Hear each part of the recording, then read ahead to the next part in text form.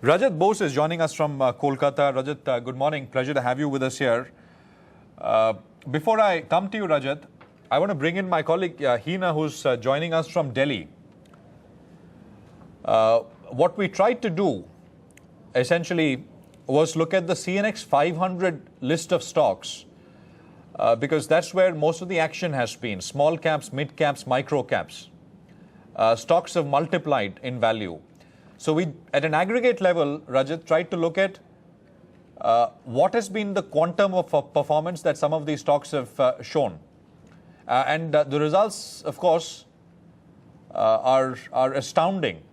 Well, absolutely, Prashant. Mid-caps have clearly been the flavor of the season. We'll bring you some of the names, in fact, which have been rallying. We'll start with Orbit Corp. Just look at this. It has jumped about 152% from its one-year low, and it is currently just 95% away from its lifetime high. At the same time, Unitech, just look at that, 181% has jumped from its one-year low, and it is about 94% away from its lifetime high. And also, we've got Bajaj Hind, which is also up about 138%. Likewise, there are many more very interesting names like these. We've got Suzlon, Punch Lloyd, IBRCL. Just look at that, 424% gain and jump from its one-year low and just 94% away. Now, clearly, the rally that we are seeing, if this continues, even this away from lifetime high will be in any time soon. Punch Lloyd out there, 126% on a higher side. At the same time, look at Aban Offshore, Lanco Infratech, as well as IBREL, all up about little over 100%. They have jumped from their one-year lows, but they are about 85 to 87% away from touching their lifetime high. At the same time, look at RCom. It has jumped about 46% from its one-year low. JPVL as well as DLF. Infra has been clearly one space which was buzzing, and that's why we are seeing this. We've seen this kind of a performance. SKS Microfinance, Polaris, GVK Power, all up. Little close to 200% is SKS Microfinance, GVK Power 242%, and when it comes to their being away from lifetime high, it's about 82 to 83%. Patel Engineering, NCC, RCAP, all up. Just look at this, 339%, and out there, Polaris, NCC was up about 386%.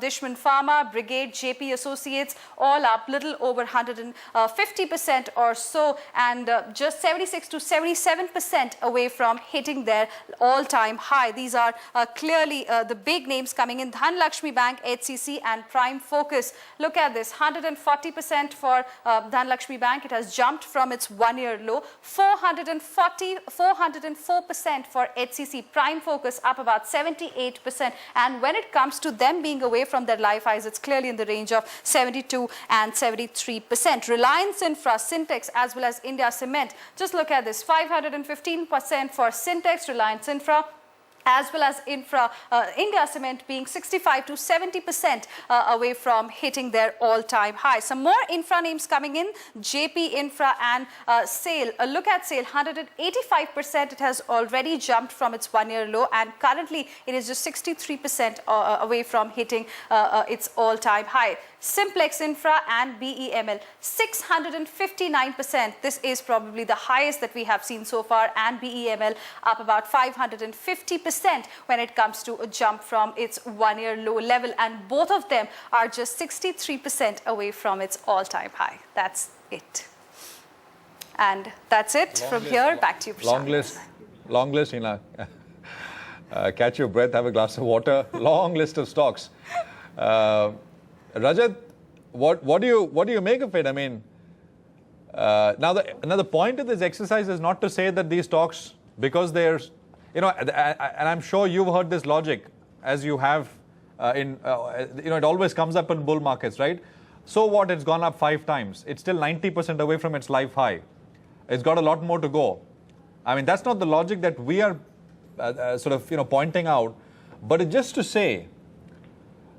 It's just to put things in perspective, because, I mean, if you look at something which is at 10 and it's gone to 40 and 50, that might be fair, and if you're buying the stock, you still would make real money, but there is a history to it. Maybe it was at 500 and it went down to 10, it's at 50 now. I think it's important to point that out. But what's your sense of the data that Hina put out?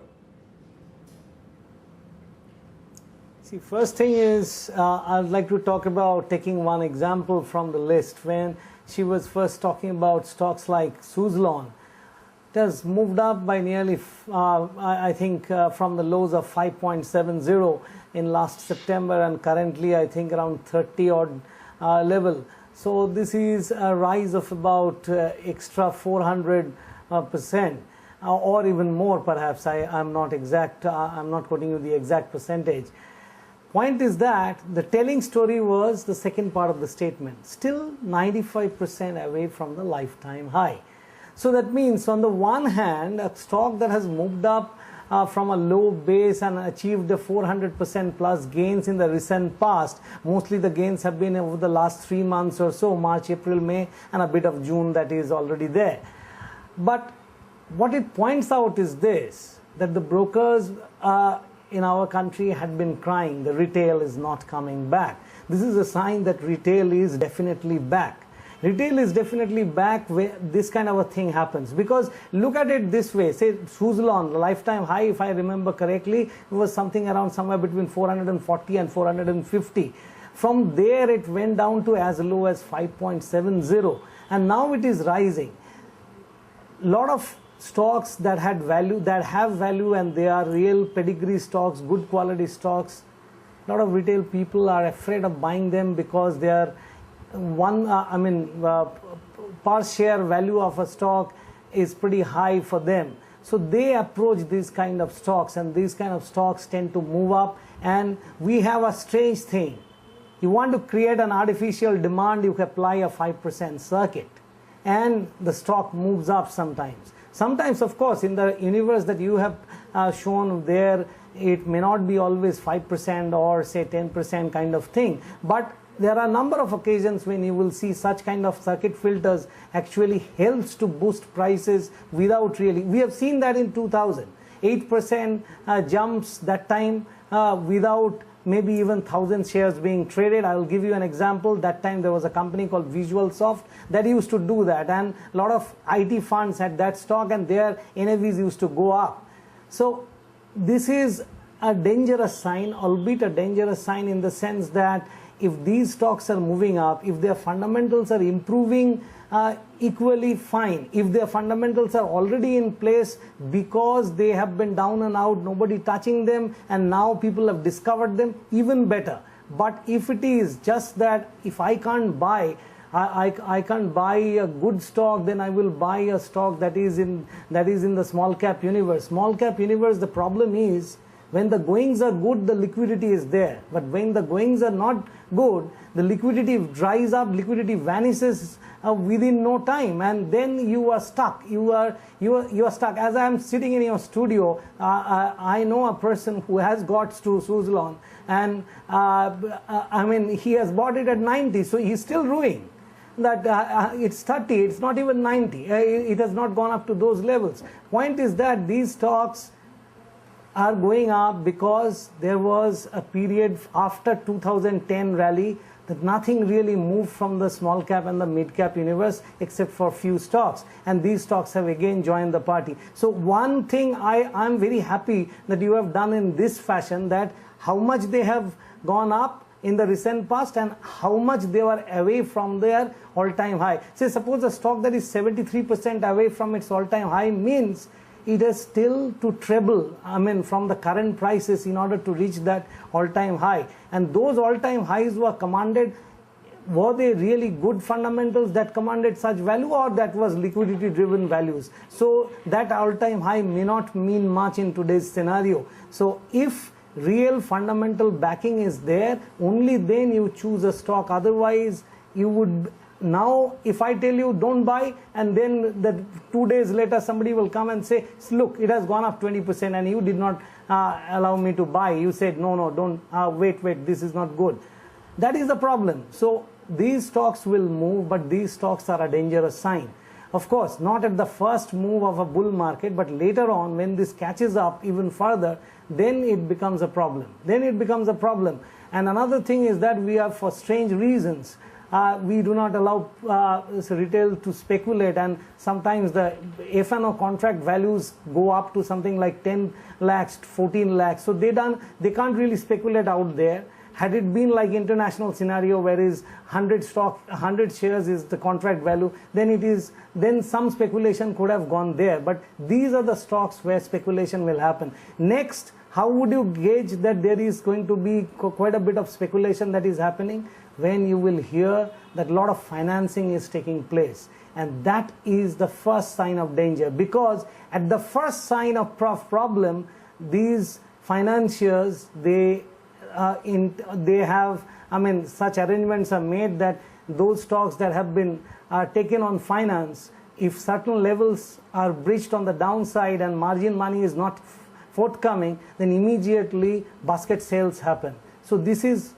albeit a worrying sign, but at the beginning of a bull market, they may not create that much of a problem. So this is not the time to raise alarm bells. Only thing is that people should be adequately cautioned. Thank you for doing such a study. This was very much needed. This is a timely study that you have done. But the import of the data is that, yes, broader participation is happening, but at the same time, quality may be missing in most of these stocks that are moving the way they are moving.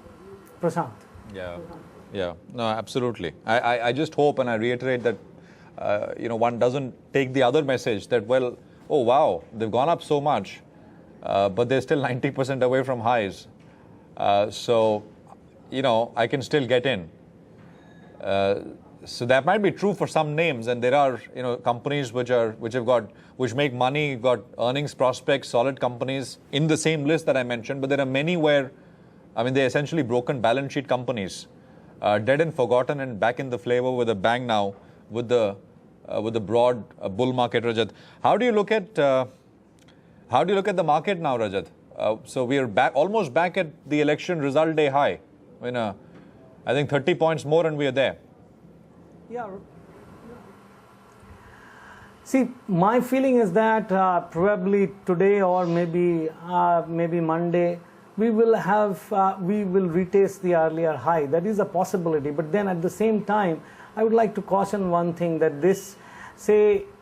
each and every stock that had been moving, most of them have checked up. Say a Tata Steel going up feverishly, a Voltas going up feverishly, an ONGC, or say for that matter the oil marketing companies, they are going up. If this way you breach one resistance level after the other and moving up, this way one-way rise cannot happen. Another thing is that if you do not correct or consolidate at current levels, say between 75.50 and 73.50 for some time before you actually embark on a pre-budget rally, what will happen is that where would you go? How far north? Yesterday I was aghast hearing a person projecting 100,000 level for the Sensex. He said it could be 90,000 on television channels, one of the business channels, be it a Hindi or an English channel. Somebody said that. I actually saw that. Point is this: if you are projecting from a 25,000 Sensex to about 100,000 level for the Sensex in about 6-7 years time, that means you are positing that the market per se, an index per se, is moving up 300% from the current levels. If the indices were to move up by 200-300% in a span of just 6 to 7 years, the problem here is that some of the large caps, some of the blue chips would have to multiply by 10 times from the current levels. Are we in for such kind of an economic growth that would be the right kind of values going forward? Or will there be a tsunami of liquidity coming in again from all quarters, so that we don't care, we care two hoots for any fundamentals, since liquidity is there, why not a State Bank 20,000? That kind of a scenario people are projecting, and there is the problem. First is, even in the short term, I feel that there will be some kind of a sideways movement between 73.50 and 75.50. Of course, I'm also looking at, say, 76.25 to about 77.50 going forward, say around the time of the budget or so. But mine could be a very conservative projection given the kind of projections that are being made now. Point is this: that people here who are actually offering commentaries of this kind must actually think. There are, we have heard such commentaries earlier that Christopher Wood of CLSA once said that Sensex is heading for 40,000.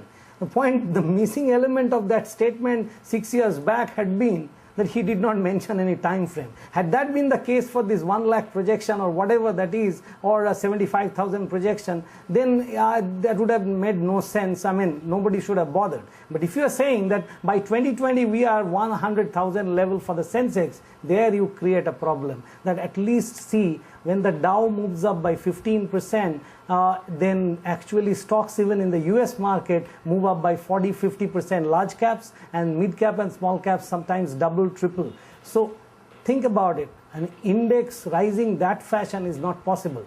Coming close to our budget, my projection is that conservatively 7,700 to about 7,800. Very optimistically 8,100, that is a possibility because the momentum is such that such levels can be attained. But within that time frame, if that kind of a rally were to happen in the second half of June and the first week of July, then you will see these kind of stocks like what you have discussed today would have moved up by say another 50% from the current levels. That is a possibility, but then it is euphoria now.